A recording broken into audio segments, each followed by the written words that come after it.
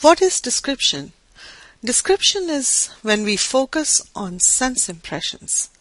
Effective description presents sense impressions of objects, people, scenes, events, or situations.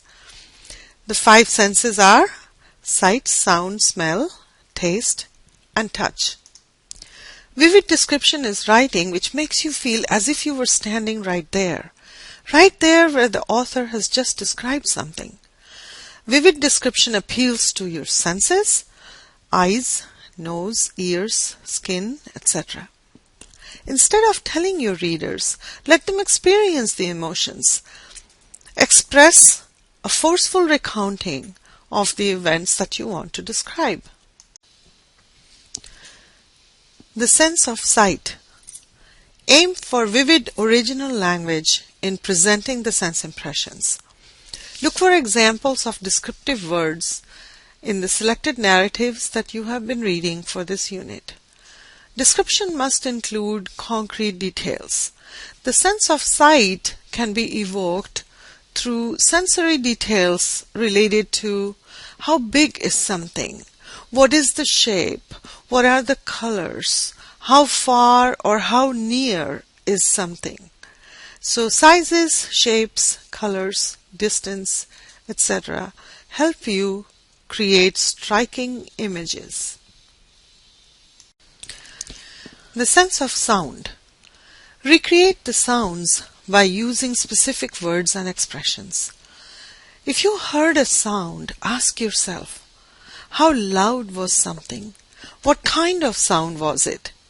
Was it a whisper? Was it a murmur? Was it a hissing sound? Was it a squeak?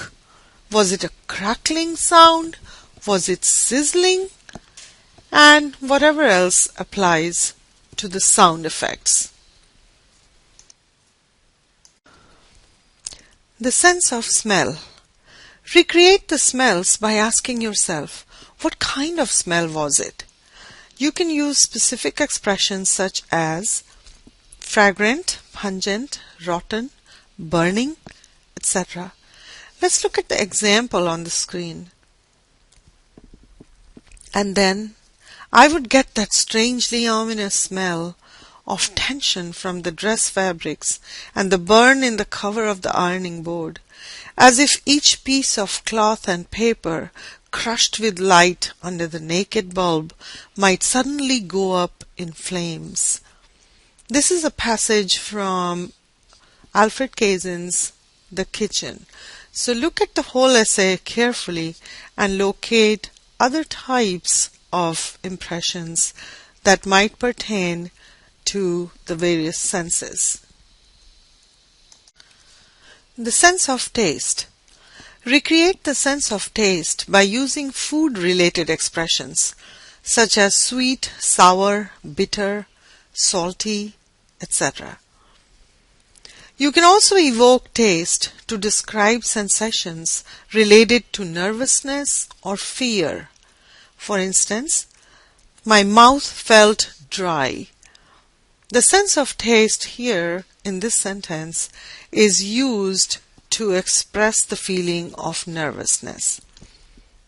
Let's look at an example on the screen.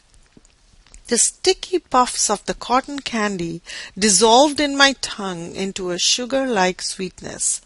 Soon our faces and hands were gummed with a sticky mess. This is a little description from a student essay.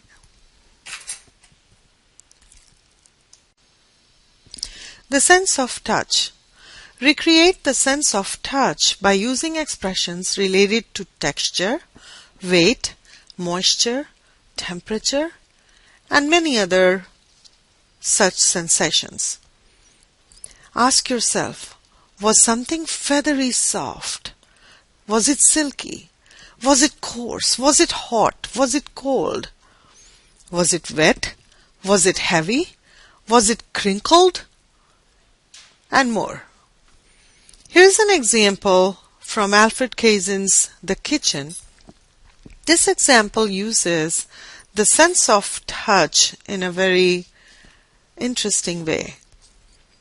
When I went to bed at night, Often my mother was still pounding away at the treadle, hunched over the wheel, her hands steering a piece of cloth under the needle with a finesse that always contrasted sharply with her swollen hands and broken nails.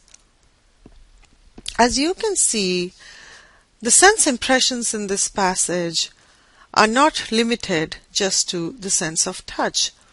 We also hear the pounding of the treadle. We also can see the swollen hands and broken nails. So often the sensations are packaged together for the most effective description.